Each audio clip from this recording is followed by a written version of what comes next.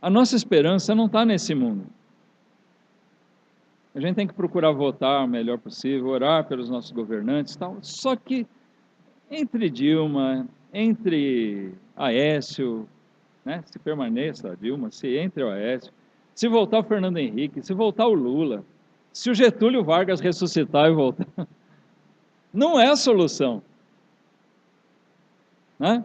Não é nisso que está depositada a nossa esperança. A nossa esperança está depositada naquele reino eterno de Cristo. Aí sim. Né? Por enquanto, a gente está vivendo aqui, nós temos que buscar isso. Uma vida quieta e sossegada é o que nos basta. Tá? Mas nós vamos falar desse reino eterno. Tá? Nós vamos ver que essas coisas aqui não são as mais importantes. Então, irmão, irmã, se alguém aqui gosta do PT, se é fã da Marta ou da Dilma, por favor, me desculpe. Você não devia ser, tá? Mas tá, se você quiser, você tem liberdade. Mas não fique chateado comigo pelas coisas que eu estou dizendo aqui, tá? Por eu ter me manifestado contrário a essas coisas e a essas pessoas para essas funções. Pessoalmente não tenho nada a ver com elas, né? Mas, irmãos, não entre em conflito por causa disso, porque essas coisas são passageiras. As pessoas todas deveriam ter noção de que essas coisas podem ser importantes agora, mas elas são passageiras. O mais importante é aquilo que está por vir. É o reino de Deus. E nós vamos ler um texto em 2 Pedro, no capítulo 3. E nós vamos meditar aqui sobre a vinda do Senhor.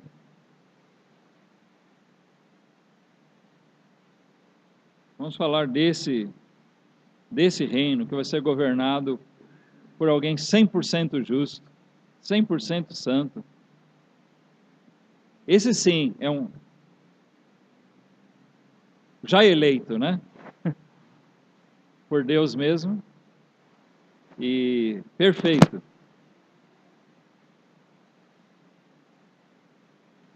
Acharam lá? Vamos orar mais uma vez. Vamos baixar nossas cabeças e orar. Senhor nosso Deus, nosso Pai, nós queremos te agradecer as bênçãos que o Senhor nos dá e pedir, Pai, que sobre esse assunto que nós estamos hoje tratando, que o Senhor nos dê luz pela Tua palavra. Que o Senhor tenha misericórdia da nossa nação, especialmente do Teu povo que está aqui. Que nós possamos ter, Pai, uma vida quieta e sossegada. Que o Teu Evangelho possa encontrar espaço para ser pregado, para ser semeado livremente nessa nação. E, Pai, mesmo diante das adversidades, o mal crescente, que nós possamos permanecer e sermos amparados por Ti até que seja assim o Teu querer, Pai. Seja feita a Tua vontade. Mas nós te pedimos misericórdia para que nós possamos realmente ainda fazer alguma coisa em prol da Tua obra nesse país, até que Cristo volte. Nos usa para falar da Tua verdade, para sermos propagadores e testemunhas da Tua verdade. Possamos estar anunciando Cristo e o Teu reino. Que Ele venha, Pai. Nós sabemos que teremos que passar por muitas coisas até que Cristo volte, estabeleça esse reino maravilhoso, Pai. Mas nós aguardamos com ansiedade, aguardamos com alegria, um desejo ardente para que esse dia chegue e nós possamos desfrutar da presença do Senhor. Pedimos, Pai, que a Tua palavra agora possa ser compreendida e possa falar aos nossos corações. Em nome do Senhor Jesus. Amém.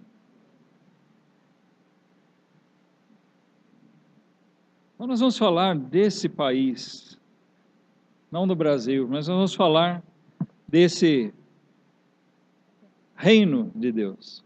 Chamamos de um país, porque nós não somos cidadãos, antes de mais nada, o crente tem que lembrar que ele é um peregrino aqui. Nós já não somos cidadãos dessa terra, nós somos cidadãos dos céus.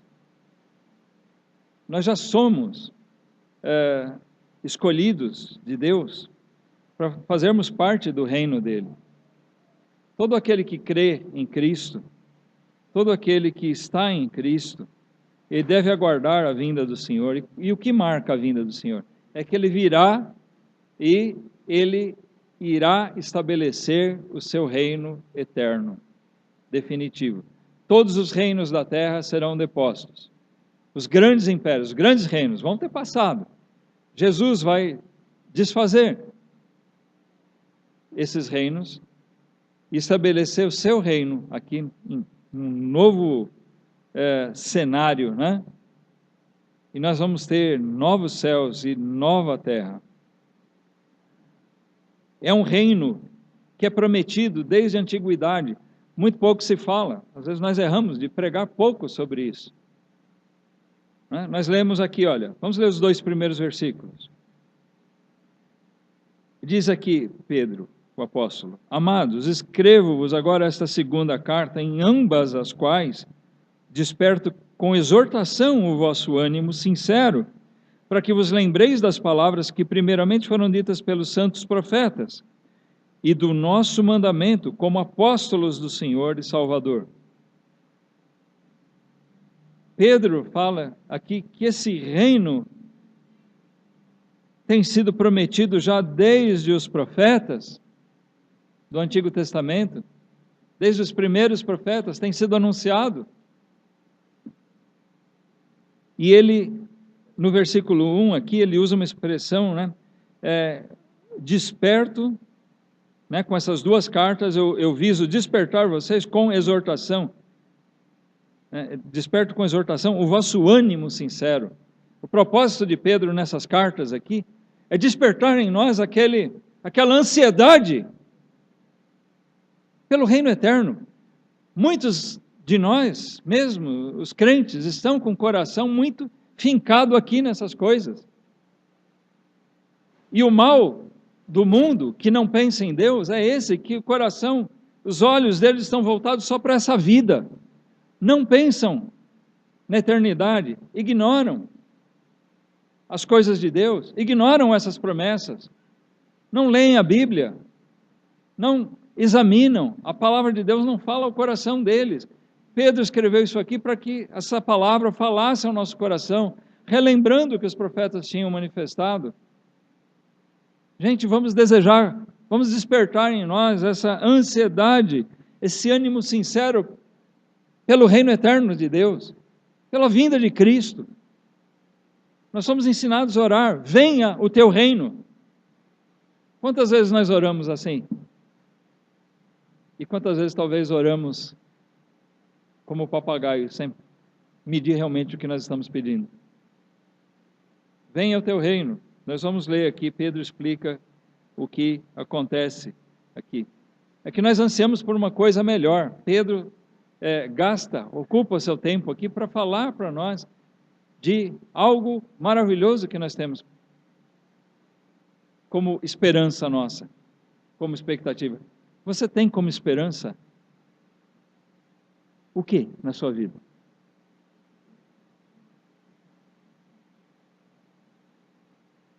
Uma casa? Eu vou falar uma coisa para você. O governo pode te dar uma casa, pode facilitar você financiar, você ter uma casa. Mas eu te pergunto, você ganha uma casa novinha hoje, o que vai acontecer daqui a 50 anos?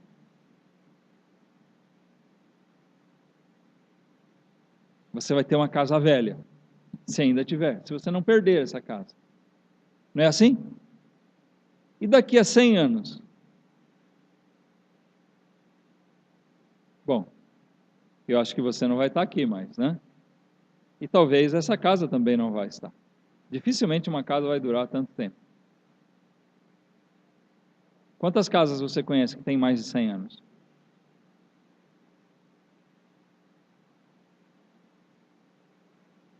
A casa onde eu moro está chegando lá. Foi remendada, reformada, acrescentada, espichou daqui e dali, mas ela já está bem velhinha. Mas, a julgar pelos últimos fatos, talvez ela não alcance os 100 anos. Mas eu quero dizer com isso, você talvez coloque a sua esperança em alguma coisa terrena. E, em lugar disso, nós devemos estar com a nossa esperança na nossa morada celeste, no reino eterno, nas mansões prometidas para o povo de Deus.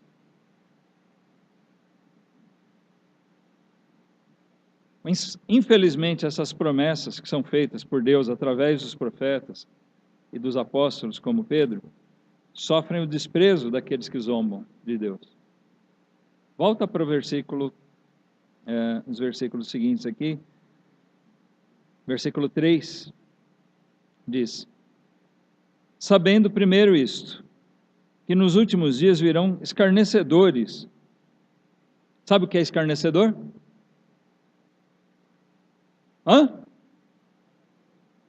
Como? Zombador, isso. Amém, obrigado, irmão.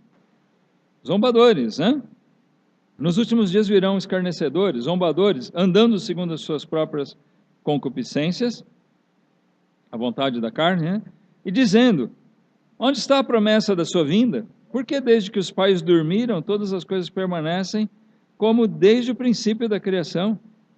Eles voluntariamente ignoram isto, que pela palavra de Deus, já desde a antiguidade existiram os céus e a terra,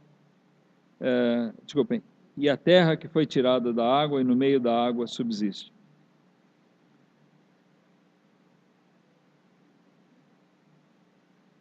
Pelas quais coisas pereceu o mundo. Vamos seguir aqui no versículo 6, tá? Pelas quais coisas pereceu o mundo de então, coberto com as águas do dilúvio. Então Pedro fala aqui, olha, muitos zombadores vão se levantar, dizendo: tem essas promessas na Bíblia. Isso não acontece nunca. Você acredita que Jesus vai voltar? Você acredita que Ele vai fazer o reino dele aqui? As pessoas zombam. Algumas até não falam isso, mas no seu coração, no seu íntimo, é o que elas pensam. Esses crentes são uns babacas.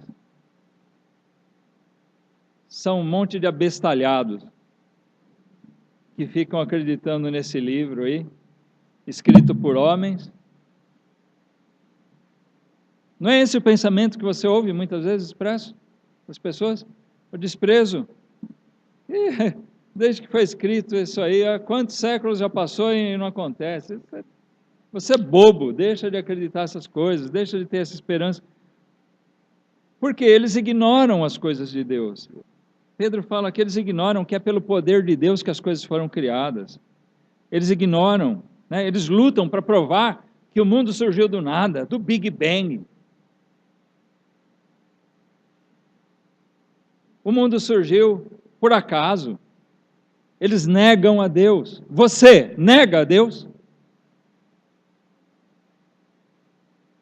Você tem consciência que Deus existe, que Deus é real? Você tem consciência que nós não estaríamos aqui, que nada disso aqui, nem nós existiríamos, se não houvesse um ser criador? Você acha sinceramente que nós viemos parar aqui por acaso? Que as capacidades que nós temos foram desenvolvidas por acaso? Ou por virtude nossa? Isso é irracional. Mas as pessoas que tentam provar para o mundo e para si mesmas que esse Deus Criador não existe, são aquelas que não querem pensar que o mesmo Deus que criou vai destruir essas coisas. Que esse mundo aqui é passageiro. Então, eles voltam suas atenções só para essa vida ignoram Deus. Deus fica de lado, Deus é colocado de escanteio. As pessoas querem ser felizes nessa vida aqui. Ela quer ter dinheiro, casa, carro, saúde. Deus, para quê? Só se faltar dinheiro, aí eu apelo para um Deus. Quem sabe, né, se existe Deus mesmo. Aí ele começa a pensar em Deus. É assim que as pessoas agem. Mas eles vivem como se não houvesse Deus. E Pedro diz aqui que dentre esses se levantam como zombadores, né, como escarnecedores, ignorando a promessa e zombando das promessas de Deus. O próprio dilúvio que é mencionado aqui, que foi um castigo de Deus, eles procuram ignorar. E há provas científicas de um dilúvio global, né? De um dilúvio ocorrido sobre a face da Terra. Eles ignoram que esse mundo vai passar. Olha o versículo 7 e 8. Vamos lá, volta para 2 Pedro 3, 7 e 8. Diz: mas os céus e a terra que agora existem, pela mesma palavra, se reservam como tesouro e se guardam para o fogo. Eles permanecem por enquanto, né? Mas por que eles permanecem? Para o fogo. Fogo é sinônimo de destruição. Você quer eliminar uma coisa? Bota fogo nela. Né? Ponha fogo nela. Então, os céus e a terra que agora existem, elas estão guardadas como um tesouro, né? Se guardam para o fogo até o dia do juízo e da perdição dos homens ímpios. O dia em que os homens serão julgados e condenados, né? O dia da perdição dos homens ímpios. Mas, amados, não ignoreis uma coisa, que um dia para o Senhor é como 1000 anos, e 1000 anos como um dia. Então, aqueles que zombam, eles ignoram isso. Eles pensam que Deus é alguém que está velhinho, está de barba e cabelo branco, já caducando, porque eles pensam, se existe Deus, eles pensam num Deus como a gente, como o ser humano. Deus permanece tão jovem e tão velho quanto ele sempre foi antes da criação, porque Deus não envelhece, Deus não nasceu, não morre. Nós não podemos colocar Deus no mesmo patamar que nós. Nós somos criação, Ele é o Criador. Deus é totalmente diferente de nós. Ele não mente, e por isso nós aprendemos que podemos confiar em Deus, e que devemos confiar em Deus. E ai daquele que não confia em Deus, porque se você não confiar em Deus, você vai confiar em outra coisa. Ou você vai confiar em você mesmo, ou você vai confiar em outras pessoas. O que será que vale mais a pena? Você se julga confiável? A Bíblia diz que enganoso é o nosso coração. Quantas vezes você já se decepcionou consigo mesmo? Quantas vezes você já se pegou, né, verificando quanto você falhou, até com você mesmo, quem dirá com os outros?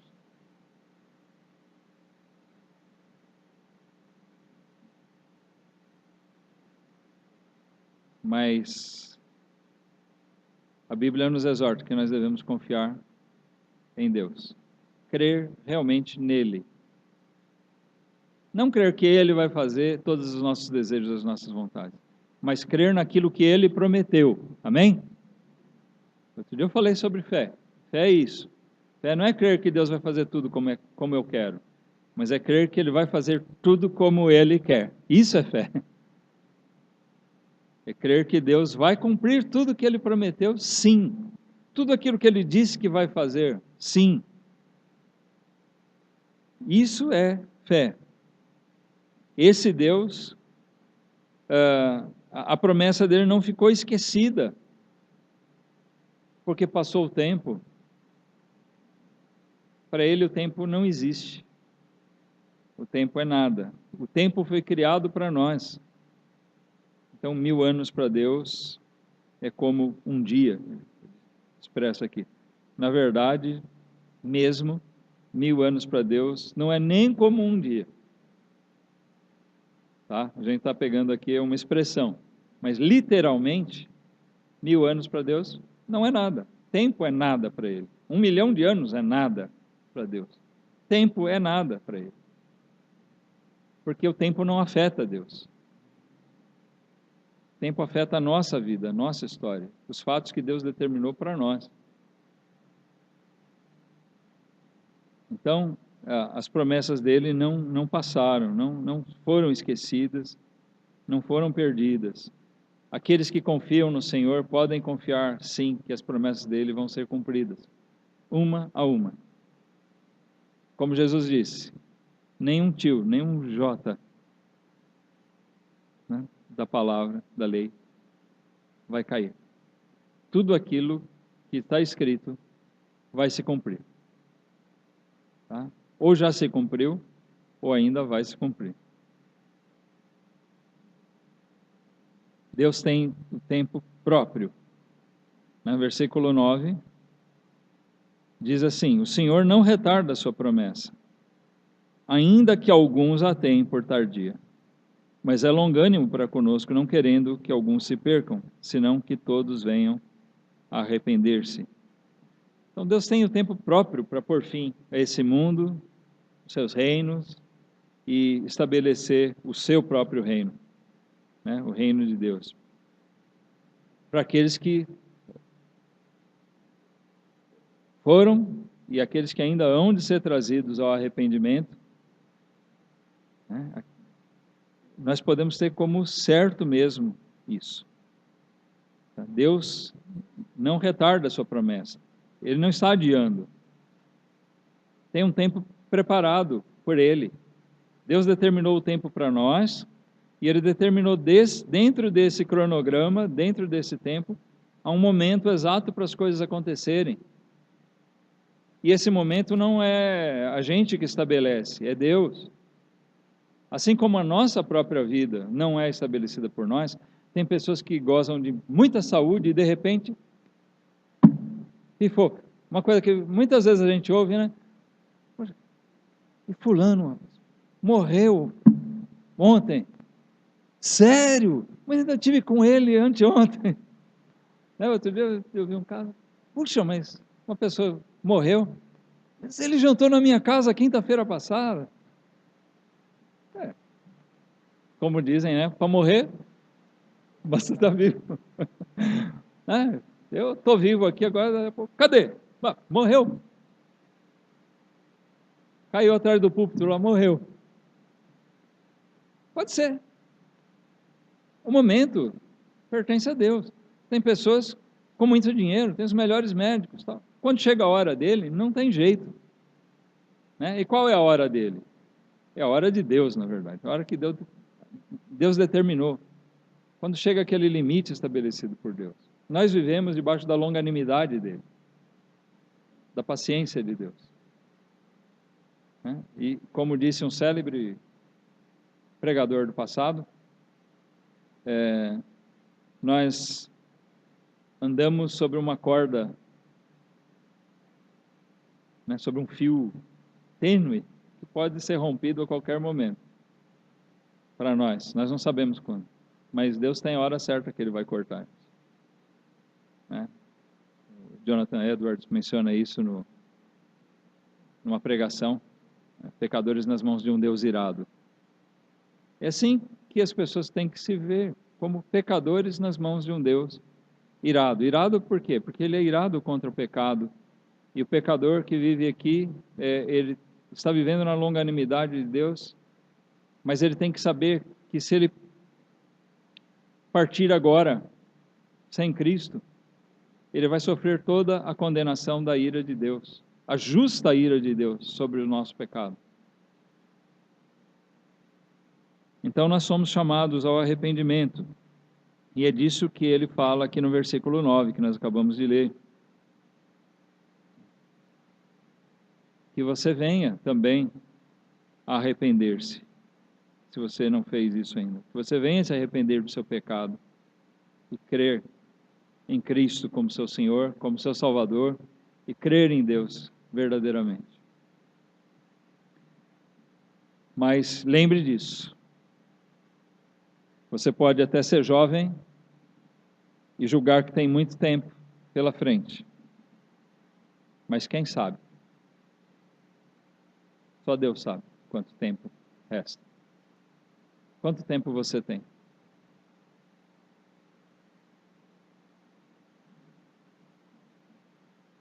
No versículo 10, nós vamos ver que para aqueles que desdenham de Deus, das promessas dele, a vinda do Senhor, o dia do juízo, né, como queiram chamar, vai ser uma grande surpresa, e uma surpresa bem desagradável. Diz assim o versículo 10: Mas o dia do Senhor virá, como ladrão de noite, no qual os céus passarão com grande estrondo, e os elementos ardentes se desfarão, e a terra e as obras que nela há se queimarão. Vai ser surpresa para o crente, para aquele que conhece a palavra de Deus. Ele não vai ser pego de surpresa, porque ele vai estar aguardando a Cristo e ele vai estar observando os sinais da vinda de Cristo. Mas para aqueles que não olham para a palavra de Deus, aqueles que não olham com fé para a palavra de Deus, essas coisas são esquecidas e eles zombam dessas coisas. Quando nós pregamos essas coisas, eles desdenham, eles zombam, não de nós, mas zombam de Deus. Eu espero que você não saia daqui hoje como um zombador, como alguém que desfaz daquilo que Deus diz, mas que você pense seriamente nisso e que você não venha a ser pego ou pega de surpresa. Que você não seja como esses que não aguardam e que seja surpreendido pelo cumprimento da promessa de Deus, como a gente é surpreendido por um ladrão de noite. Quem já foi assaltado aqui? Deixa eu ver. Pega a sua mão. Uma boa estatística aqui, né? Muita gente já foi assaltada. Quem já teve a sua casa assaltada? Menos, né? A maioria foi assaltado na rua, pelo que eu vi. Esses irmãos que tiveram suas casas assaltadas, o ladrão mandou uma carta pelo correio para vocês, avisando? Ele nem ligou? Não? Não ligou avisando? Não passou um e-mail? Não publicou no jornal? Não mandou o vizinho te avisar? Avisa seu vizinho aí que amanhã, meia-noite eu vou passar na casa dele para assaltar a casa dele. Bom, nós estamos chegando dias que logo eles estão tão cara de pau que vão fazer isso, né? Vão fazer, é uma falta de temor, né? Até pela justiça, que é capaz de fazerem isso, de alguém fazer isso. Mas, normalmente, um ladrão em sã consciência, ele não avisa, ele vem de surpresa mesmo. Você é pego de surpresa. Uma das armas deles é surpreender, né? Até as autoridades alertam, no carro mesmo. Quando você para em farol, né, no carro, fique sempre atento. Demonstre que você está atento, observando. Fica a dica aí. Porque eles visam aqueles que estão distraídos, né? Aquele que fica brincando no celular, que fica com cara de brisando ali, né? Viajando na maionese. Ele fala, esse está distraído, é mais fácil de ser abordado. A gente não tem poder de reação nenhum, né? Eles não avisam, eles tentam surpreender. O ladrão não avisa mesmo. Agora, Jesus não está sendo comparado a um ladrão aqui. Longe disso. O que ele está dizendo é a situação aqui é comparada. Certo? Porque vai ser surpreendente a vinda de Cristo para estabelecer o seu reino e para julgar os ímpios. Vai ser tão surpreendente ou mais do que quando um ladrão, né, o ladrão que chega sem avisar. Para isso, Pedro nos exorta, para esse momento, todos nós devemos estar preparados. Versículo 11 e 12, diz: havendo, pois, de perecer todas estas coisas, que pessoas vos convém ser em santo trato e piedade, aguardando e apressando-vos para a vinda do dia de Deus, em que os céus em fogo se desfarão e os elementos ardendo se fundirão? Então ele diz aqui, nós devemos estar preparados. O dia do Senhor virá como um ladrão. Que tipo de pessoas nós temos que ser? Como é que nós temos que nos comportar? O que nós temos que fazer? Você já pensou nisso? O que você tem que fazer?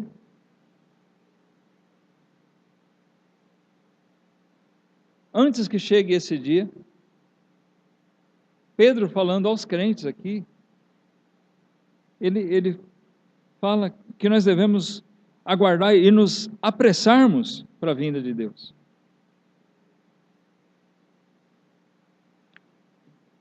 Tem um hino que fala, tendes muito o que fazer. Você já parou para pensar, irmão, irmã, o quanto tem por fazer? Algum tempo atrás eu comentei com os irmãos, de um irmão lá no Piauí, na cidade da irmã Ana, né, clamando para que obreiros possam ser enviados lá. Hoje eu abri um e-mail, que na verdade foi enviado ontem, de um outro irmão lá em Rondônia. Nós estamos com um trabalho em Itanhaém, porque nós encontramos um irmão lá. E assim, isso no nosso mínimo contato. Quantas pessoas sedentas, né, além dessas que já são crentes, estão sedentos por uma igreja lá, e quantas pessoas mais carecem, né, necessitam de ouvir o Evangelho nesses e em tantos lugares. Não é só lá para o norte e nordeste, mas é para o sul, é para todo lado, gente. Quanta coisa tem por fazer, e o que nós fazemos?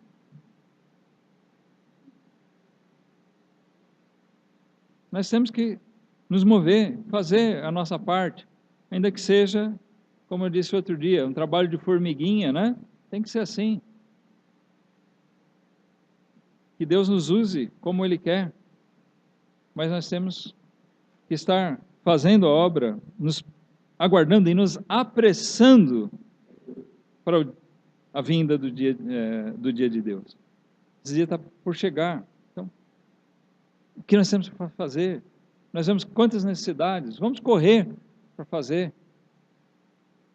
Vamos buscar semear, vamos buscar trabalhar para o reino de Deus enquanto estamos aqui. Vai ser mais prazeroso quando Jesus vier. E quem sabe nós vamos, além de todo o gozo que já está reservado, nós vamos poder desfrutar ainda de ver mais almas que foram ganhas nesses tempos, né? Fruto desse trabalho que nós semeamos, que nós plantamos a palavra de Deus. Nós chegamos num ponto, num versículo aqui crucial, quase no finalzinho da nossa mensagem, no versículo 13. Ele diz: mas nós, segundo a sua promessa, aguardamos novos céus e nova terra, em que habita a justiça. Isso, na verdade, esse versículo, na verdade, é o que me motivou a usar essa passagem. Tudo isso que a gente está falando está em redor disso, irmãos. Quando nós falamos dos reinos desse mundo, quando eu falei no início, olha, a nossa esperança não está nos governantes dessa terra,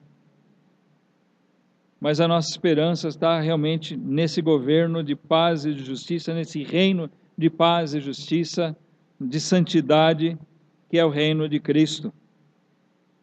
Nós aguardamos isso.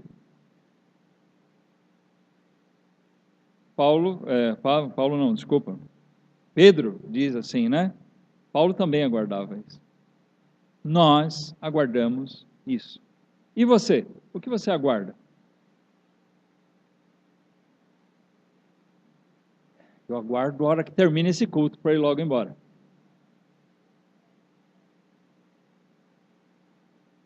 Eu aguardo o quê? O que você aguarda? Eu não estou falando do agora, estou falando do que você espera na sua vida. Pedro diz que os salvos, os crentes, aguardam novos céus e nova terra, porque a nossa esperança está nisso. Nós temos que colocar o nosso coração já no reino de Deus. Amém? Se o nosso corpo tem que ficar aqui, enquanto Deus quer assim, que fique, mas o nosso coração tem que estar lá. Pensai no que é de cima, no que é do alto. Nós somos exortados a isso. Pensar nas coisas de Deus, de nós colocarmos nosso coração lá. O que nós temos visto muito é os irmãos colocando, né, irmãos e irmãs, colocando seu coração nas coisas dessa terra, nesse reino que vai perecer, que o fogo vai consumir tudo. Gente, não vale a pena. Que adianta acumular tesouros nessa terra, nessa vida? E nós, né, se você está sem Cristo, você vai ouvir como naquela parábola de Jesus, né, aquele homem rico que aumentou seus celeiros para nem trabalhar mais, guardar tudo, tinha tudo, falou para si mesmo, alma, come, bebe, folga, né? Você está sossegado pro resto da vida, você não precisa mais trabalhar, já pensou? Né? Quantas pessoas querem essa mordomia, desfrutassem? E Jesus diz ali que se disse para ele naquela mesma noite, louco, essa noite te pediram a tua alma. E o que tens? Para quem será? Por quê? Porque as riquezas, as coisas que a gente faz vão ficar aqui. Os governos vão passar, os times de futebol vão passar, nossas casas vão passar, nossa vida vai passar aqui. Mas a nossa alma eterna, ela vai dar contas a Deus. O reino de Deus, nós vamos estar lá, ou nós vamos estar dentre aqueles que vão ser surpreendidos e sofrer a condenação. Eu peço a você que pense sobre isso mesmo, sério. Eu não estou aqui fazendo um discurso. Eu não estou aqui contando uma historinha para querer entreter você, para distrair você. Eu não estou nem aí se você vai dizer, hoje o pastor pregou bonito ou pregou feio. Eu me importo sim que você pese essas palavras que a Bíblia diz, que você considere isso, que você pense nisso aqui, e que você tome atitude para com Deus. Você como crente, que você realmente se apresse, como diz Pedro. E você como descrente, como alguém que tem esquecido de Deus, que você se apresse aos pés de Cristo, a se render a Ele, arrependido de seus pecados e clamar, Senhor, tem misericórdia de mim, me perdoa, transforma a minha vida e me permite entrar no Teu reino. Me faz ser alguém que realmente teme ao Senhor, que ama as coisas de Deus, e que assim eu possa fazer parte do Teu reino, que eu possa fazer parte desse reino, né, que eu possa aguardar com aquela esperança, com aquela certeza no meu coração, esses novos céus e a nova terra, onde habita a justiça. Lá não vai ter corrupção, lá não vai ter propinoduto, lá não vai ter condenação, lá não vai ter injustiça. O reino de Deus é de plena justiça e santidade. Não há pecado, não há corrupção, não há predileções, não há inveja, não tem baixaria. Você consegue imaginar alguma coisa assim? Eu só consigo imaginar isso vindo de Deus. qualquer coisa vinda dos homens, mesmo que você olhe para aqueles países europeus que parecem muito certinhos, tal, Japão, não é assim. Tem desonestidade, tem corrupção, tem inveja, tem tudo isso, porque isso está no homem. E é o brasileiro, é o japonês, é o alemão, o americano, o africano, de qualquer um dos países. Todos.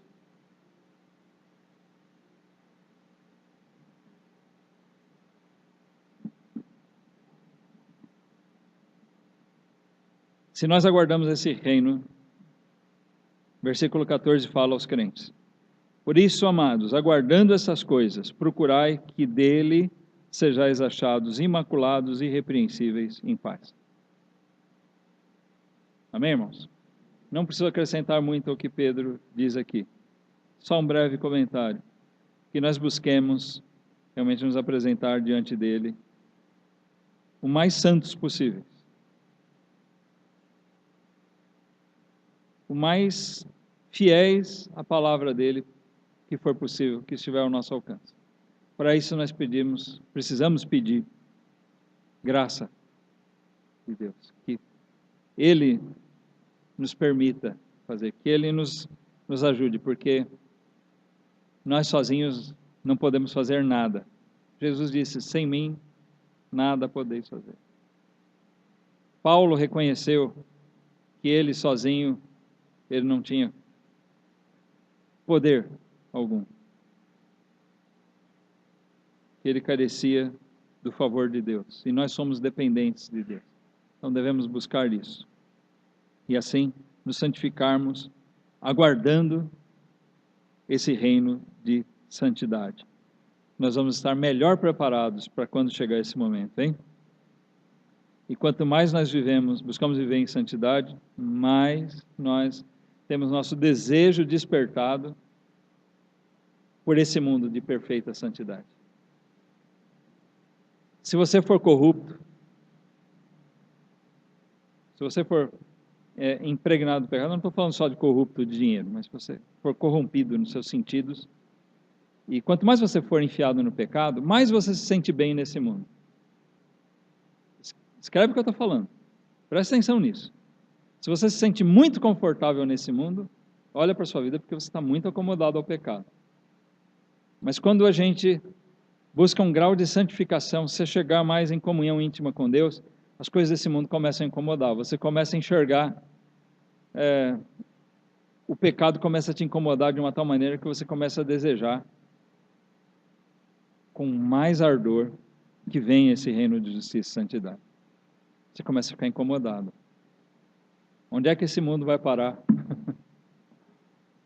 A cada dia que passa nós vemos coisas que nós não imaginávamos que veríamos. Em todo sentido. Violência, podridão, sujeira, baixaria de todo tipo. Eu ilustro muito isso quando estava na onda do axé. Que lixo de música.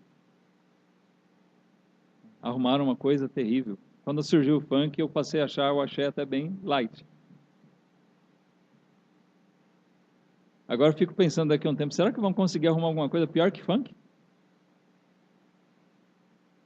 Mas tem pessoas que estão tão acostumadas ao pecado que estão adaptando o funk à música evangélica. Tem o funk gospel. Você pega uma coisa imunda, põe uma roupa limpa nela. Eu tenho nojo disso.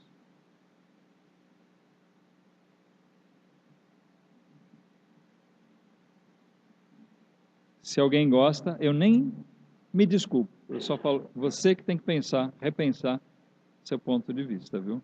Não é ponto de vista meu. É que o que Deus coloca no meu coração está andando bem longe disso. Crente, santifique-se para o reino de Deus. Descrente, versículo 15, e nós vamos terminar aqui. Ele diz: e tende por salvação a longanimidade de nosso Senhor, como também o nosso amado irmão Paulo vos escreveu, segundo a sabedoria que lhe foi dada. Então não é só Pedro quem fala disso, ele fala, por exemplo, aqui Paulo também fala disso, e João também fala disso, né? E os outros apóstolos E os outros que não eram apóstolos, mas que escreveram também, como Lucas, como Marcos, e como os profetas antes, também a mensagem deles é: aproveitem, esse tende por salvação a longanimidade de nosso Senhor, quer dizer o seguinte: você está vivendo a longanimidade do Senhor, ou seja, aquele que está sem Cristo, ele está vivendo debaixo da paciência de Deus ainda. Então, aproveite esse período da longanimidade. Tá? E aproveite para ser salvo. Aproveite para fazer aquilo que eu disse agora há pouco, para você recorrer a Cristo. Só nele há salvação. Só por meio dele você vai estar no reino, porque quem vai comandar o reino de Deus é o próprio Cristo. Então, tenha por salvação a longanimidade de Deus. Aproveite isso. Não tenha esse tempo de longanimidade de Deus como um motivo a mais para a sua própria condenação e perdição. Para ainda dizer que você ouviu ainda mais essa vez o Evangelho e ainda mais essa vez você endureceu o seu coração. E ainda você viveu o tempo que vai lhe restar zombando de Deus, zombando da promessa de Deus, zombando da oferta de salvação em Cristo.